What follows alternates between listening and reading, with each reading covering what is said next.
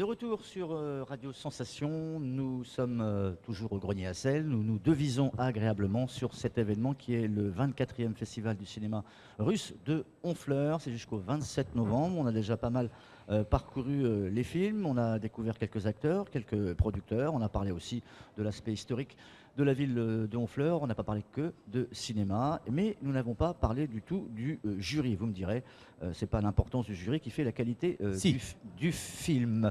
Frédéric Becbédé, qui est donc le président de ce jury. Première question, Frédéric. D'abord, bonjour. Bonjour. Première titre de président du jury ou pas? Ou d'autres Est-ce que je suis président du jury? Oui, c'est une affirmation exacte. Je ne suis pas un président autoritaire. J'écoute attentivement ce que me disent mes jurés. Et ensuite, je prends ma décision sans leur demander leur avis. C'est donc un président de jury classique. Voilà, c'est la première fois que vous êtes président du jury ou pas dans un festival de films ou pas? Non, c'est la deuxième. J'ai eu la chance de présider un jury révélation à Deauville.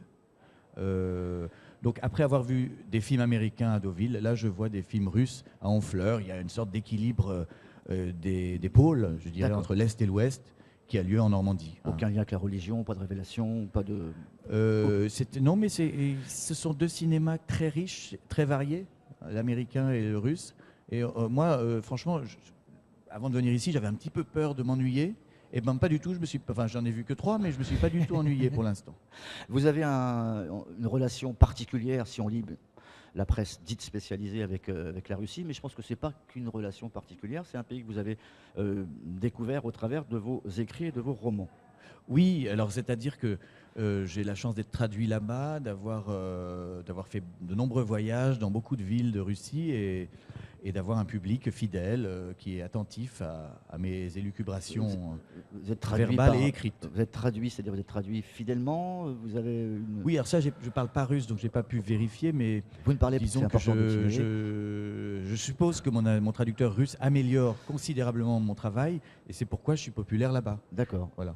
Et populaire en Russie, est-ce que ça veut dire que c'est quelque chose de prenant, c'est ostentatoire, c'est quelque chose de gênant ou vous êtes pas une icône, vous n'êtes pas Mireille Mathieu non plus?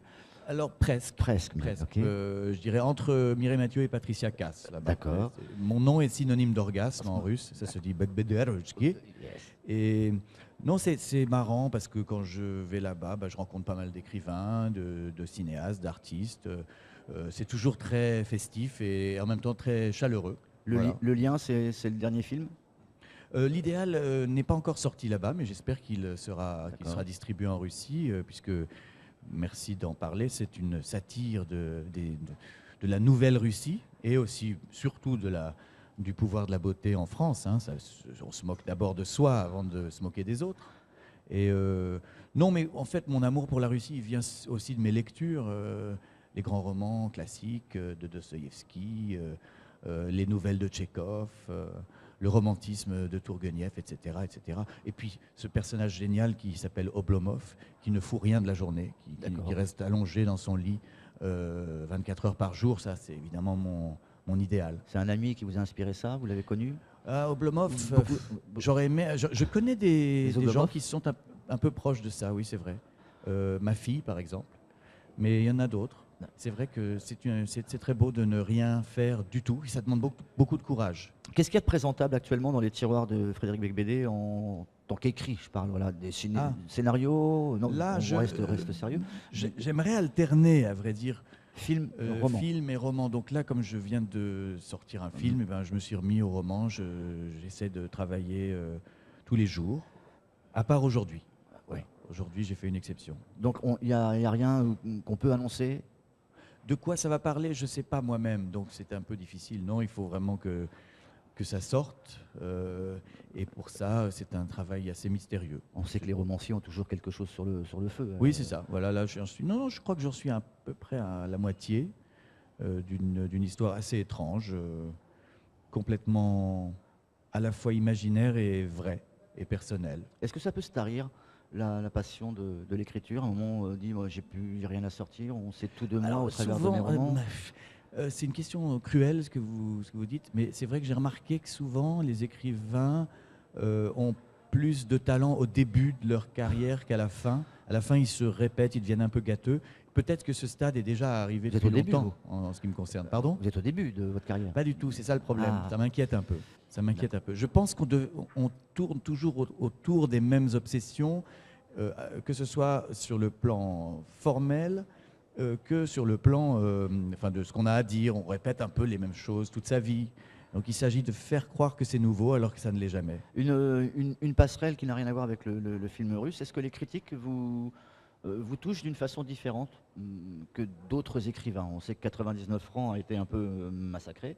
Est-ce que ça, c'est quelque chose qui vous sert ensuite pour travailler ou on s'en fout? En fait, 99 francs a très bien marché. Du coup, je remerciais les critiques qui l'ont massacré. Quelquefois, quand un livre suscite le scandale, il attire aussi l'attention. Donc finalement, c'est bien. La technique du scandale, d'ailleurs, on le voit dans toute l'histoire de la littérature, les romans scandaleux ont été des romans importants. Je pense à Madame Bovary, par exemple, puisque on n'est pas loin de chez elle. Dans la région, tout à Voilà. fait. Est-ce que le film, par contre, l'idéal, etc., a porté à critique et à scandale en étant en diffusion? Enfin, il n'est pas encore en diffusion en Russie, mais, non, mais je en pense fait, que les critiques l'ont déjà oui, vu. beaucoup de. Alors les critiques n'ont pas massacré, mais enfin étaient partagées. Il y a eu pas mal de gens qui trouvaient que je n'avais pas le droit de critiquer le monde de la mode, puisque je le connais. Mais je pense que justement, c'est plus intéressant de critiquer les choses qu'on connaît que celles qu'on ne connaît pas. Le Frédéric Becbédé qu'on ne connaît pas, justement, c'est lequel? Celui qui ne fait pas de cinéma, qui ne fait pas de roman, c'est Oui, quelqu'un bah, de c'est un type chiant, assez chiant, classique. assez chiant, Oui. assez chiant. C'est un type qui va manger des moules à la crème Ah ouais, hier soir avec sa femme à Honfleur. Vous voyez, ça n'a pas grand intérêt. Donc c'est pour ça que je crois que ce qu'il y a de bien avec l'écriture comme avec le cinéma, c'est qu'on peut faire croire qu'on a une vie passionnante grâce à la fiction. Ouais. C'est, je pense, la seule raison pour laquelle il faut écrire. Il faut écrire pour améliorer son existence, la rendre passionnante, flamboyante, triste, gaie, énervante. Oui. Et c'est, je sais pas, je pense que c'est une maladie qu'on attrape assez tôt et puis dont on ne guérit jamais. Le personnage que vous représentez a été idéalisé à un moment donné grâce aux médias, à la télévision. C'est quelque chose qui vous a servi, que vous vous êtes servi ou qui vous a desservi par la suite? J'en sais Vous êtes rien. de la génération Canal, comme on dit en fait. Oui, moi j'ai bien aimé rigoler avec la télé. Au départ, quand j'y suis allé au tout début, on y va habillé maintenant, on n'est plus, on y va habillé. On y va. Ah oui, j'ai fait une fois une émission tout nu, c'est vrai. Ouais. Non, mais c'était plus pour parler des livres. Donc j'étais chroniqueur littéraire chez Thierry Ardisson, qui d'ailleurs a une maison pas loin d'ici. Et puis ensuite, j'ai animé mon émission littéraire. Puis je suis redevenu chroniqueur littéraire au Grand Journal, etc. C'était souvent pour parler des livres que j'allais à la télé, les miens et ceux des autres. Mais donc je crois que j'ai pas fait de choses déshonorantes, j'ai pas l'impression de m'être complètement prostitué, peut-être que je me trompe. On se trompe souvent sur soi, c'est ça le problème. Qu'est-ce qui vous attend après le festival russe? Des choses contraignantes, les impôts, faire des Alors courriers. la mort m'attend, mais pas tout de suite. On essaie de retarder cette échéance. Et en attendant, entre le festival d'Honfleur et la mort, j'ai l'intention de continuer à explorer des diverses de manger des moules à la crème, voilà, peut-être de repas, de choses festives, mais aussi de choses profondes.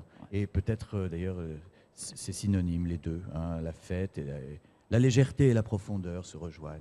Ouais, c'est très féminin ça, comme la profondeur et la légèreté. Non, bref. La légèreté, non la plus. profondeur Et la légèreté. Oui. Vous pensez que non, rien du tout, je pense. C'est un hasard je ne sais pas. Si le genre de ces deux mots est féminin. Mais oui, pourquoi pas. C'est assez poétique comme remarque. Je vois que le public médite sur nos... Oui, c'est ça, mais non, mais... C'est quand même de la philosophie. Hein, alors, c'est un public clairsemé quand même, hein, ne vous vantez pas trop. Mais c'est un public de valeur et c'est ça qui est important. Ce qui est important, c'est la qualité plus que la quantité. Exactement. Voilà. Bien sûr. Le prochain film pour revenir donc à Honfleur, c'est lequel que vous allez découvrir, apprécier? Là, nous allons voir Le Jour d'avant, qui est un film collectif réalisé par 4 Russes et qui parle de qu'est-ce qu'on ferait si c'était la fin du monde demain. D'accord. Moi, j'ai ma réponse. Je ne vous la livrerai pas ici parce qu'elle est obscène. Mais voilà, qu'est-ce qu'on ferait s'il nous restait une journée à vivre? C'est d'ailleurs à la fois, bon, c'est un peu de la science-fiction, mais en même temps, c'est une préoccupation qui est d'actualité, je dirais, avec le réchauffement climatique, les menaces diverses sur notre vie. Et donc, j'ai hâte de voir ce film dans exactement 1 minute. Très bien. Sur ce moment de légèreté, de drôlesse, on va se quitter. Merci Frédéric Bédé d'avoir accepté notre invitation. On vous souhaite un bon festival et beaucoup de sensations. Et une belle et longue vie. C'est marqué là. C'est trop fort. À très vite. Au revoir. Merci.